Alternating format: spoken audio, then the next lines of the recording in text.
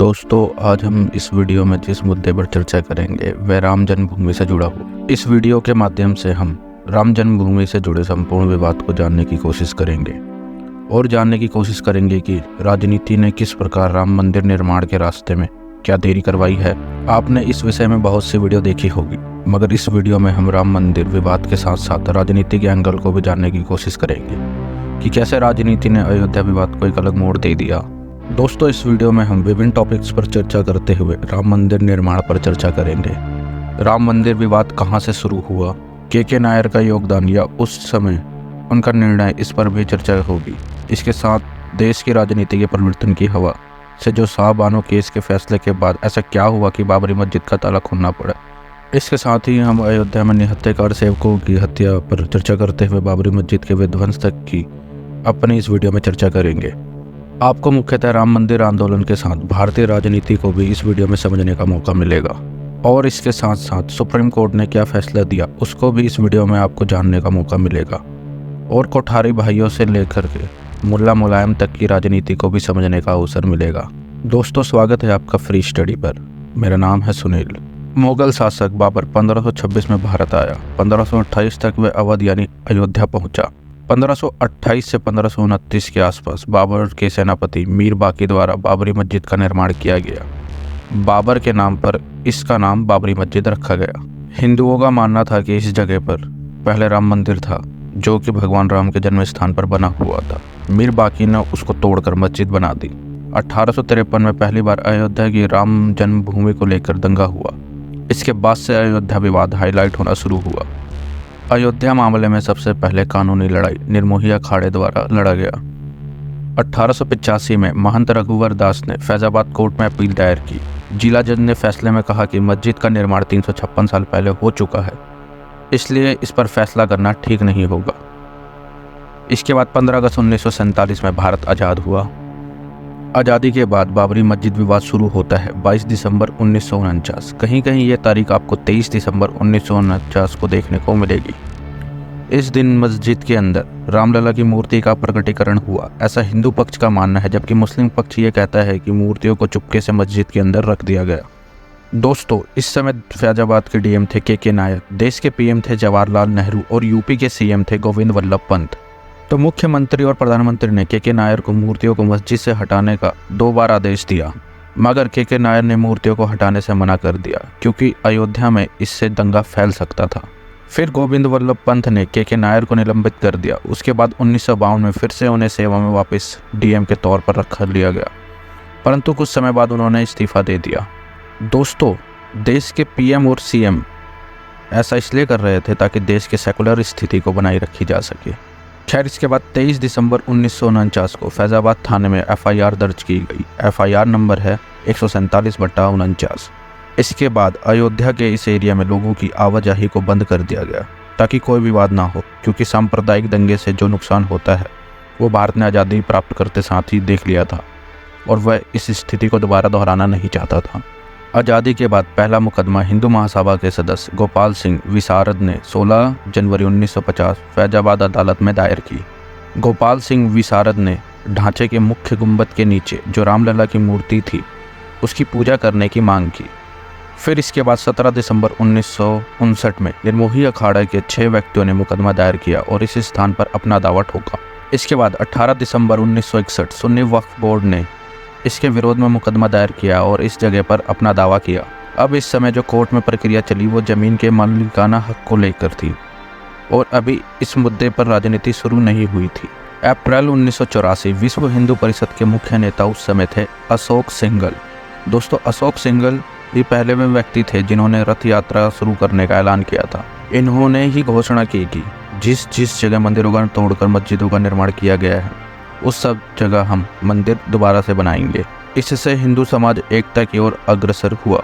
दोस्तों, इस समय के हालात को समझने के लिए आपको इंदिरा के इस समय के कार्यकाल को समझना काफ़ी ज़रूरी है।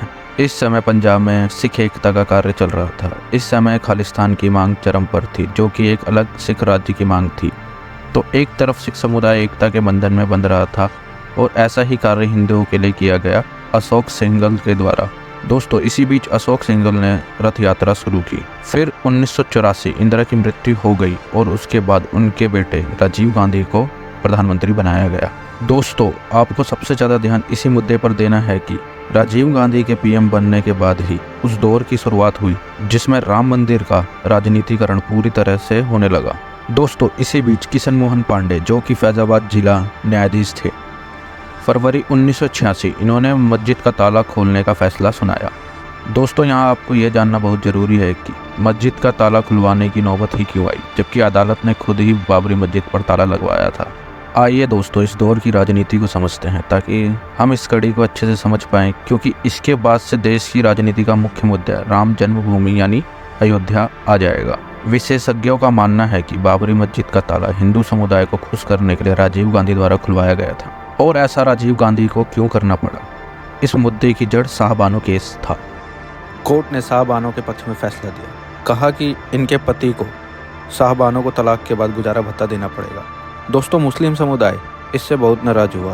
उन्होंने अदालत के इस फैसले को अपने पर्सनल लॉ में हस्तक्षेप माना, जिसका सीधा अर्थ समझने के लिए यह है कि शरीयत के कानून को ही मुसलमान मानेगा, देश के और किसी कानून को मुसलमान मानने के लिए बाध्य नहीं है।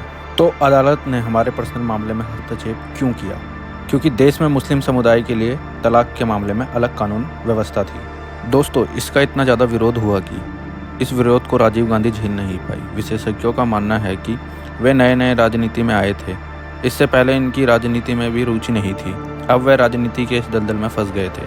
अब राजीव गांधी मुस्लिम समुदाय के इस विरोध को झेल नहीं पाए, इसलिए उन्होंने सुप्रीम कोर्ट के फैसले को बदल दिया ताकि वह अपनी सरकार को बचा सकें और तुष्टीकरण की राजनीति पारी खेल दी। इस घटना के बाद राजीव गांधी को यह कहा गया कि आपने मुस्लिम समुदाय के विरोध को खत्म तो कर दिया, मगर देश में इससे जो हिंदू समुदाय में आक्रोश आया है इसको शांत करने के लिए कुछ ऐसा काम करो जिससे कि हिंदू समुदाय शांत हो जाए।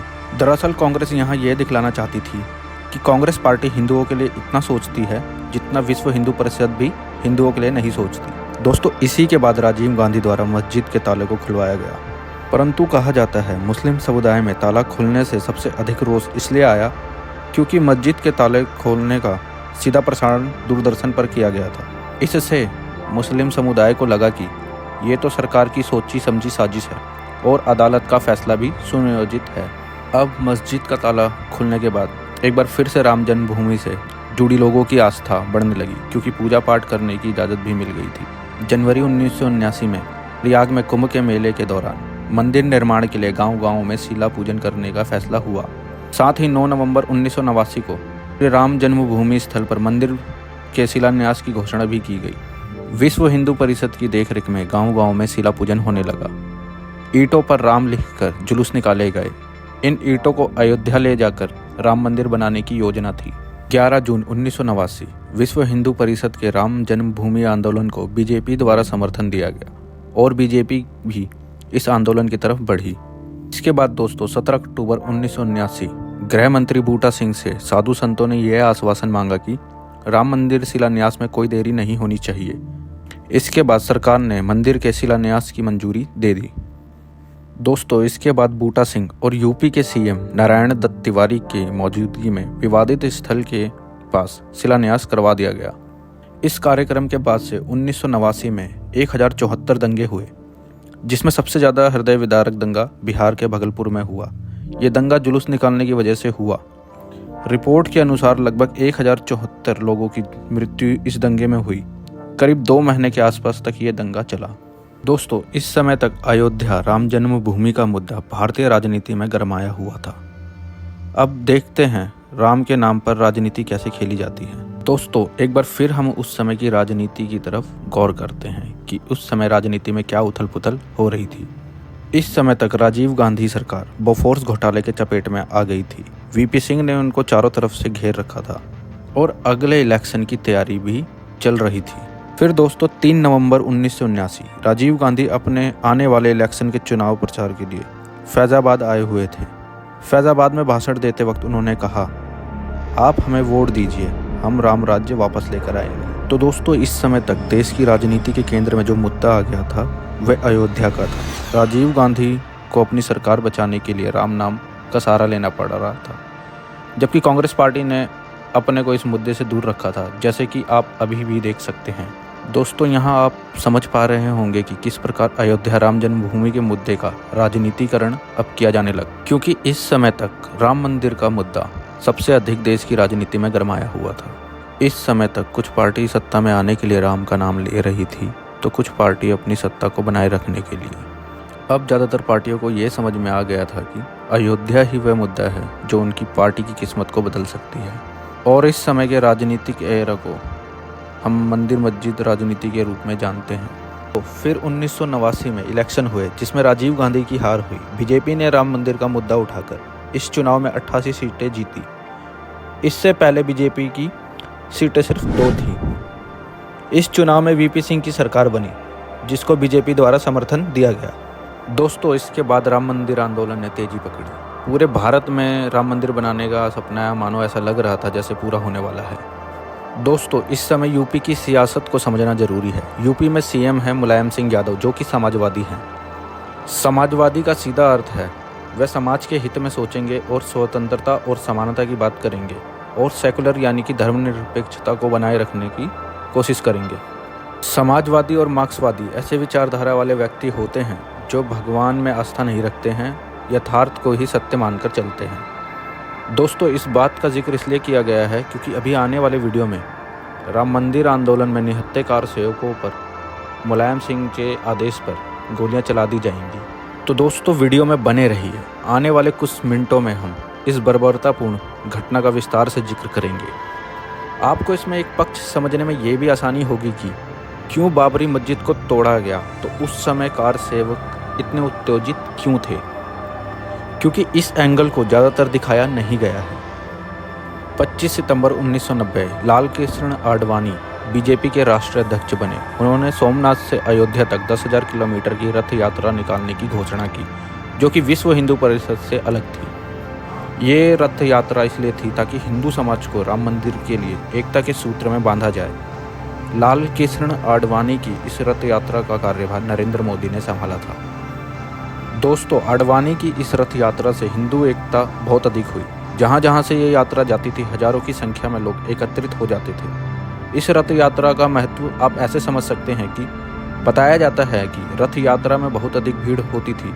यदि कोई व्यक्ति रथ को छू नहीं पाता था तो वह जमीन को छू करके उसे माथे से चूमता था। इससे अब राजनीतिक पार्टियों या कहें तो सरकार को ये समझ में आ गया, यदि ये रथ यात्रा अयोध्या पहुंच गई तो माहौल खराब हो सकता है, राज्यों से सरकार गिर सकती है, उनका अल्पसंख्यक वोट बैंक खत्म हो सकता है। और सबसे बड़ी बात यह है कि रथ यात्रा को जो रोकेगा वह ही मुसलमानों का सच्चा हिमायती बनकर उभरेगा। अब पर्दे के पीछे की राजनीति में रथ यात्रा को रोकने के लिए प्लानिंग होने लगी, परंतु तर्क यह भी दिया जाता है कि इससे देश की सांप्रदायिकता की भावना को कम किया गया। दोस्तों, देश में जो वीपी सिंह की सरकार बनी थी वह राजीव गांधी के बोफोर्स घोटाले के मुद्दे को उजागर करके बनी थी कि मैं यदि सत्ता में आता हूं तो बोफोर्स घोटाले के आरोपियों को जेल के पीछे डाल दूंगा, मगर ऐसा नहीं हो पाया। इसी बीच देश की राजनीतिक हालत बहुत ज़्यादा खराब होने लगी थी। वीपी सिंह की सरकार पर दबाव आने लगा, जिसकी वजह से उन्होंने 16 अगस्त 1990 को मंडल कमीशन की सिफारिशों को लागू कर दिया, जिसमें ओबीसी को 27% आरक्षण की बात कही गई थी। इससे सबसे अधिक स्वर्ण छात्रों को आक्रोश आया, क्योंकि इस आरक्षण से उनको हानि होने वाली थी। नौकरियों में कम सीटें उनके लिए रहने वाली थी और ओबीसी को आरक्षण मिलने वाला था। वहीं अपने हिंदू वोट बैंक को बचाने के लिए बीजेपी ने राम जन्मभूमि का मुद्दा उठाया। ये सबसे बड़ा ऐतिहासिक फैसला था, क्योंकि बीजेपी ही वीपी सिंह की सरकार को समर्थन दे रही थी।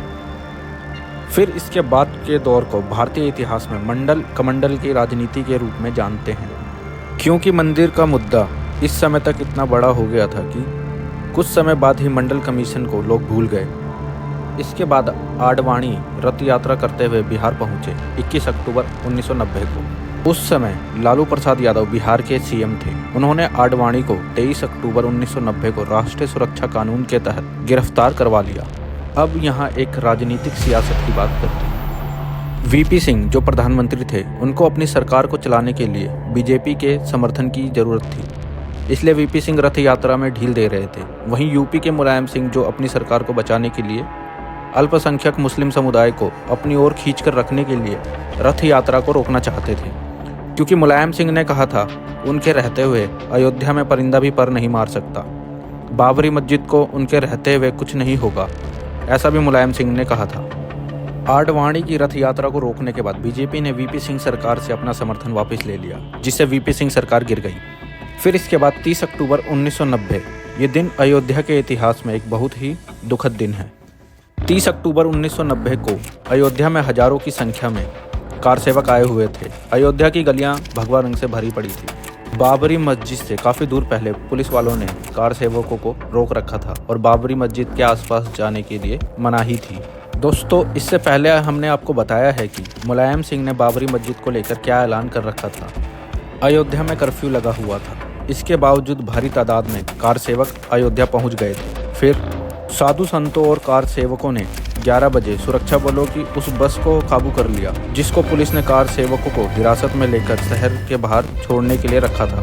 इन बसों को हनुमानगढ़ी मंदिर के पास खड़ा किया गया था। इस बीच एक साधु ने बस ड्राइवर को धक्का देकर नीचे गिरा दिया। इसके बाद वह खुद ही बस की स्टीयरिंग पर बैठ गया। बैरिकेडिंग तोड़ते हुए बस विवादित स्थल तक पहुंच गई। बैरिकेडिंग टूटने से रास्ता खुलने से 500 से अधिक कार सेवक विवादित स्थल तक पहुंच गए।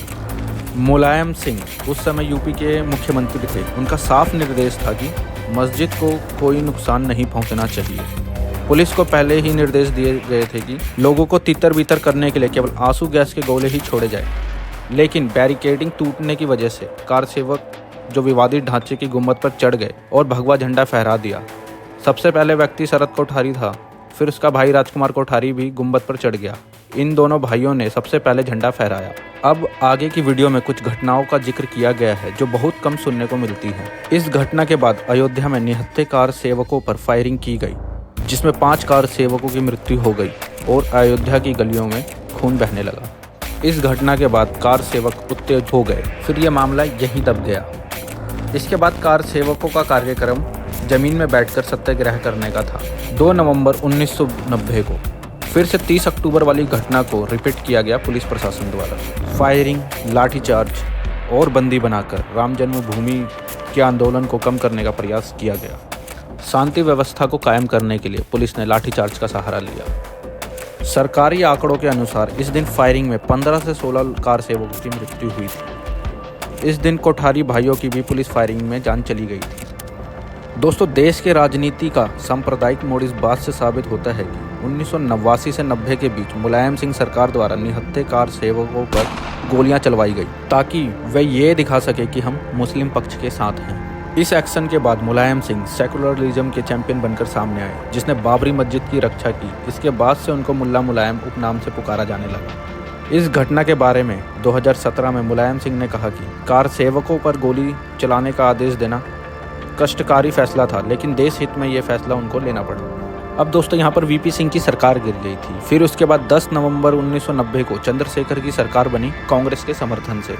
पहले की सभी परिस्थितियों को देखते हुए चंद्रशेखर सरकार ने दोनों पक्षों को समझौते की मेज पर आमंत्रित किया। चंद्रशेखर ने विश्व हिंदू परिषद और बाबरी मस्जिद एक्शन कमेटी को मीटिंग के लिए राजी किया। इस मीटिंग में दोनों पक्षों ने विवादित स्थल पर अपना दावा ठोका। इस मीटिंग में काफ़ी तर्क वितर्क दिए गए, परंतु समझौता नहीं हो पाया। इसी बीच अपने इलेक्शन रैली के दौरान राजीव गांधी की 21 मई 1991 को बम ब्लास्ट में मृत्यु हो गई। फिर 21 जून 1991 सत्ता में फिर से परिवर्तन हुआ और प्रधानमंत्री बने पीवी नरसिम्हा राव। इनके कार्यकाल को विरासत के रूप में कुछ मुद्दे मिले, जैसे देश का आर्थिक वित्तीय संकट और राम जन्मभूमि विवाद।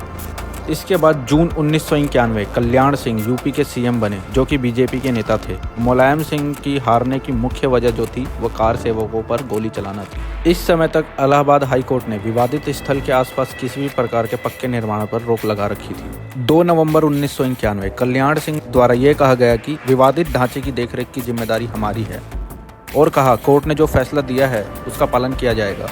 दरअसल दोस्तों, कल्याण सिंह ने इसके बाद सार्वजनिक रूप से ये ऐलान कर दिया था कि कार सेवकों पर गोलियां नहीं चलाई जाएंगी। फिर इसके बाद केंद्र चाहता था कि विवादित ढांचे की सुरक्षा केंद्र सुरक्षा बल द्वारा किया जाए, मगर कल्याण सिंह चाहते थे कि राज्य सुरक्षा बल ही वहां रहे, जैसा हमेशा से होता आया है।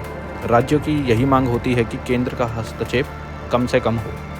23 जुलाई 1992 पीवी नरसिम्हा राव और साधु संतों की एक बैठक पीएम हाउस में हुई।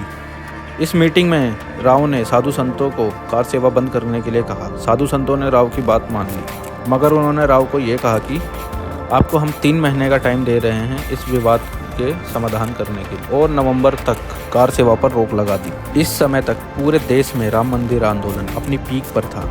इसके बाद विश्व हिंदू परिषद और बाबरी मस्जिद एक्शन कमेटी की मीटिंग हुई, जो कि फिर से सफल नहीं हो पाई। इसके बाद 30 अक्टूबर 1992 धर्म संसद की बैठक हुई। इसमें समझौता वार्ता असफल होने की घोषणा की गई और 6 दिसंबर 1992 से कार सेवा करने के लिए ऐलान किया गया। इसके बाद 8 नवंबर 1992 विश्व हिंदू परिषद और बाबरी मस्जिद एक्शन कमेटी की एक बार फिर से मीटिंग हुई, जिसमें मुस्लिम पक्ष द्वारा 6 दिसंबर 1992 को होने वाली कार सेवा को बंद करने के लिए कहा गया, मगर विश्व हिंदू परिषद ने कहा कि यह फैसला धर्म संसद का है, हमारा नहीं, और इस तरह से ये बातचीत यहीं रुक गई। अब दोस्तों, इन परिस्थितियों के बीच राव फंसे हुए थे। वह यूपी की कल्याण सिंह सरकार को हटाकर राष्ट्रपति शासन, ताकि केंद्र यूपी में अपना नियंत्रण कर सके। इसके बाद 18 नवंबर 1992 नरसिम्हा राव और कल्याण सिंह की एक बैठक हुई। इसके बाद दोस्तों 23 नवंबर 1992 को बीजेपी ने कहा कि यदि यूपी की सरकार को बर्खास्त किया जाता है या विश्व हिंदू परिषद के नेताओं को गिरफ्तार किया जाता है तो हमारा आंदोलन और तेज हो जाएगा। दोस्तों, यहाँ एक तरफ केंद्र की नरसिम्हा राव सरकार यह कह रही है कि यूपी में राष्ट्रपति शासन लगाया जाए, वहीं बीजेपी ने सरकार को ऐसा करने से पूर्णतः मना कर दिया है।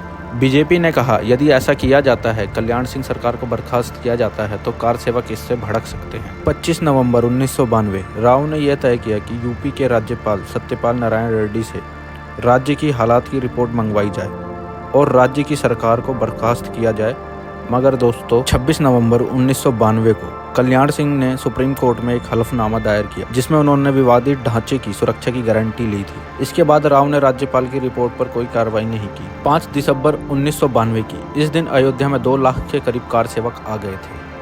अयोध्या की गलियां एक बार फिर से भगवा रंग से रंग गई थी। सभी जगह कार सेवकों का हुजूम था। इस दिन कुछ ऐसे भाषण हुए जो अटल बिहारी वाजपेयी और आडवाणी को शक के घेरे में डालते हैं। 5 दिसंबर 1992 लखनऊ, अटल बिहारी वाजपेयी का एक भाषण हुआ। अटल ने कहा, सुप्रीम कोर्ट ने हमें आदेश दिया है, हम कार सेवा करें, रोकने का सवाल नहीं। सुप्रीम कोर्ट ने कहा है आप भजन कीर्तन कर सकते हैं। अब भजन एक व्यक्ति नहीं करता, कीर्तन के लिए तो और भी लोगों की आवश्यकता होती है। भजन कीर्तन तो सामूहिक होता है, भजन कीर्तन खड़े खड़े तो नहीं होता। तो वहाँ नोकीले पत्थर निकले हैं, तो बैठने के लिए ज़मीन को समतल करनी पड़ेगी। इस प्रकार का भाषण वाजपेयी द्वारा बाबरी मस्जिद के गिरने से एक दिन पहले दिया गया। अब दोस्तों चलते हैं 6 दिसंबर 1992 की तरफ। उमा भारती का ये भाषण, आपको क्या लगता है हम गोलियों से डर गए थे? अगर ऐसा किसी को धोखा हो तो वह अपने धोखे को मिटा दे, क्योंकि गोलियां कम पड़ जाएंगी मगर सीने कम नहीं पड़ेंगे। अब इस जगह के माहौल को समझना जरूरी है। करीब 2 लाख के करीब कार सेवक अयोध्या में मौजूद हैं और इन कार सेवकों की भीड़ को देखकर ऐसा लग रहा है कि वो मर मिटने को तैयार है। विवादित ढांचे की सुरक्षा करते हुए पुलिसकर्मी वहाँ पर खड़े हैं और जिस तरीके की भाषणबाजी वहाँ पर हो रही है उससे कुछ बुरा घटने की आशंका होती है। इस दिन जो नारे लगाए जा रहे थे वो कुछ इस प्रकार हैं, रामलला हम आए हैं, मंदिर यहीं बनाएंगे, सारे बोलो जय श्री राम, गांधी बोलो जय श्री राम, जिन्ना बोलो जय श्री राम, मुल्ला बोलो जय श्री राम।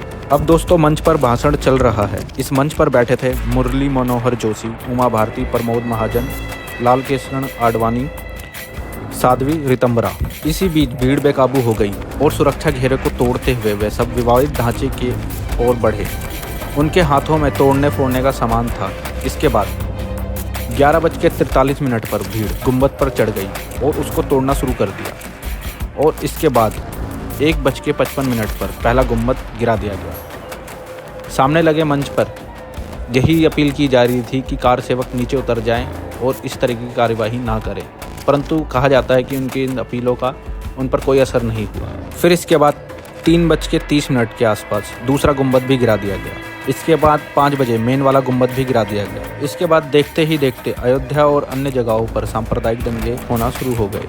अब शाम 6 बजे कल्याण सिंह द्वारा अपना इस्तीफा दे दिया गया और 6:15 पर यूपी में राष्ट्रपति शासन लगा दिया गया। बाबरी मस्जिद गिरने के बाद इसी दिन अस्थायी मंदिर बनाया गया और उस पर पूजा अर्चना की गई। इसके बाद स्थानीय थाने में बीजेपी के नेताओं के साथ साथ हजारों लोगों पर मुकदमा दर्ज किया गया और उन्हें गिरफ्तार किया गया। अब दोस्तों सबसे बड़ा सवाल यह है कि इस समय केंद्र सरकार क्या कर रही थी, राज्य की सरकार और पुलिस क्या कर रही थी, सुरक्षा कर्मियों ने क्यों अपनी भूमिका अदा नहीं की। तो दोस्तों इन सवाल के जवाब की शुरुआत करते हैं देश के प्रधानमंत्री से। नरसिम्हा राव ने कहा कि जो मस्जिद तोड़ रहे थे वे भी हिंदू थे, जो सुरक्षाकर्मी वहां खड़े थे वे भी हिंदू थे। मरने पर हर व्यक्ति के मुंह से राम शब्द निकलता है। यदि पुलिसकर्मी भी भीड़ के साथ मिल जाते तो क्या किया जा सकता था। फिर एक दलील यह भी दी जाती है कि 2 लाख लोगों पर गोली चलाकर भी क्या होता। क्या सुरक्षाकर्मी इतनी गोली चला सकते थे या इतने लोगों को मार सकते थे। इसके बाद यह भी कहा गया कि यदि राज्य की सरकार को बर्खास्त कर दिया जाता तो फिर मस्जिद की टूटने की जिम्मेदारी कौन लेता, क्योंकि उस समय जब किसी सरकार होती ही नहीं तो किसी की भी उस पर जिम्मेदारी बनती नहीं। फिर बाबरी मस्जिद गिरने के बाद जो सांप्रदायिक दंगे हुए, उन दंगों में एक रिपोर्ट के मुताबिक मारे गए लोगों की संख्या गुजरात में 246 लोग मारे गए, मध्य प्रदेश में 120 लोग मारे गए, असम में 100 लोग मारे गए, यूपी में 201 लोग मारे गए और मुंबई में कहीं कहीं ये संख्या 900 के करीब देखने को मिलती है, कहीं पर यह संख्या 800 के करीब देखने को मिलती है, क्योंकि सबसे ज़्यादा जो प्रभावित एरिया हुआ वो मुंबई ही हुआ। और इसका अंतिम परिणाम हमको 12 मार्च 1993 को मुंबई सीरियल ब्लास्ट के रूप में देखने को मिलती है, जो बाबरी मस्जिद विध्वंस के बदले के रूप में की गई थी। कहा जाता है इस घटना के बाद से हिंदू मुसलमान तनाव हमेशा के लिए स्थायी हो गया। इस घटना का असर भारत के साथ साथ उसके आसपास के राज्यों तक फैल गया। इसके बाद कल्याण सिंह जो यूपी के सीएम थे, उन्होंने सारी जिम्मेदारी अपने ऊपर ले ली। कहा जिसे मुकदमा करना है मेरे पर करे। अब दोस्तों चलते हैं अदालत की कार्यवाहियों की ओर। 8 दिसंबर 1992 अयोध्या में कर्फ्यू लगा दिया गया। 1993 में केंद्र सरकार ने विवादित स्थल और सरकार द्वारा टोटल 67 एकड़ भूमि को अधिग्रहण कर लिया। दोस्तों 1979 से सभी केसों को इलाहाबाद हाई कोर्ट को ट्रांसफर कर दिए गए थे। 30 सितंबर 2010 इलाहाबाद हाई कोर्ट ने इस मामले पर अपना फैसला दिया। अप्रैल 2002 में हाई कोर्ट में विवादित जगह के मालिकाने हक को तय करने के लिए सुनवाई शुरू हुई। 5 मार्च 2003 आर्कियोलॉजिकल सर्वे ऑफ इंडिया भारतीय पुरातत्व सर्वेक्षण को विवादित एरिया की खुदाई का निर्देश दिया गया। 22 अगस्त 2003 आर्कियोलॉजिकल सर्वे ऑफ इंडिया ने अपनी रिपोर्ट कोर्ट को दी। रिपोर्ट में ये कहा गया था कि मस्जिद के नीचे हिंदू मंदिर था। मस्जिद का निर्माण किसी खाली जगह पे नहीं किया गया है। दोस्तों इसके बाद 30 सितंबर 2010 को इलाहाबाद हाई कोर्ट ने 2.77 एकड़ ज़मीन को 3 हिस्सों में बांट दिया। कोर्ट ने यह ज़मीन सुन्नी वक्फ बोर्ड, निर्मोही अखाड़ा और रामलला विराजमान के बीच बांट दिया। फिर हाई कोर्ट के इस फैसले को चुनौती दी गई और मामला गया सुप्रीम कोर्ट में। अब दोस्तों सुप्रीम कोर्ट के सबसे महत्वपूर्ण फैसले की रूपरेखा को देखते हैं। 6 अगस्त 2019 सुप्रीम कोर्ट ने प्रतिदिन इस केस की सुनवाई की। 40 दिन लगातार सुनवाई के बाद 16 अक्टूबर 2019 सुप्रीम कोर्ट में सुनवाई पूरी हो गई और फैसला रिजर्व करके रख लिया गया। 9 नवंबर 2019 134 साल से चले आ रही इस लड़ाई का फैसला आया। इस दिन को सुनहरे अक्षरों में दर्ज किया गया। इस दिन सुप्रीम कोर्ट के 5 जजों वाली बेंच ने ऐतिहासिक फैसला दिया। बेंच में 5 जज थे। Chief justice of India Ranjan Gogoi, justice Sharad Arvind Bobde, justice Dhananjay Yashwant Chandrachud, justice Ashok Bhushan, justice Abdul Nazeer. इन जजों द्वारा विवादित जमीन को हिंदू पक्ष को दिया गया। सुप्रीम कोर्ट ने अयोध्या की विवादित जमीन पर रामलला विराजमान का हक माना। 5 जजों की बेंच द्वारा सर्वसम्मति से यह फैसला दिया गया था। बेंच का फैसला रंजन गोगोई ने सुनाया। सुप्रीम कोर्ट ने जो कुछ महत्वपूर्ण फैसले दिए वो इनके आधार पर दिए। कोर्ट ने एएसआई का हवाला दिया और कहा कि एएसआई के अनुसार ढांचे के नीचे हिंदू मंदिर था। इसका निर्माण खाली जगह पर नहीं हुआ है। कोर्ट ने कहा एएसआई की रिपोर्ट को नज़रअंदाज नहीं किया जा सकता। कोर्ट ने कहा कि मुस्लिम पक्ष विवादित जमीन पर अपना दावा साबित करने में नाकाम रहा है। कोर्ट ने निर्मोही अखाड़े और सुन्नी वक्फ बोर्ड के दावों को खारिज कर दिया। इलाहाबाद हाई कोर्ट के बंटवारे वाले फैसले को खारिज किया। कहा कि ये कोई बंटवारे का मुकदमा नहीं था। कोर्ट ने विवादित जमीन पर पूरी तरह से रामलला का हक माना और कहा कि सुन्नी वक्फ बोर्ड को अयोध्या में ही किसी उचित जगह पर मस्जिद बनाने के लिए 5 एकड़ जमीन दी जाए। इसके बाद दोस्तों 5 फरवरी 2020 अयोध्या में राम मंदिर की आधारशिला रखी गई और अब 22 जनवरी 2024 राम मंदिर की प्राण प्रतिष्ठा होनी है। दोस्तों इस विवाद में बाबरी मस्जिद टूटने तक ही सबसे अधिक राजनीति की गई। उसके बाद इस मुद्दे को लेकर कोर्ट में लड़ाई हुई। दोस्तों, आपने देखा कि किस प्रकार एक लंबी लड़ाई के बाद राम जन्मभूमि राम मंदिर बनाने का मार्ग खुला। कई पार्टियां जिन्होंने भगवान राम का नाम लेकर अपनी साख मजबूत की, तो कई पार्टियों का डिक्लाइन भी। तो दोस्तों, आशा करता हूं आपको ये वीडियो पसंद आई होगी। आपको इस वीडियो के अंदर कुछ इन्फॉर्मेशन ज़रूर मिली होगी। वीडियो देखने के लिए आपका धन्यवाद। यदि आप ऐसी ही वीडियो देखना चाहते हैं तो हमारे चैनल के साथ जुड़े।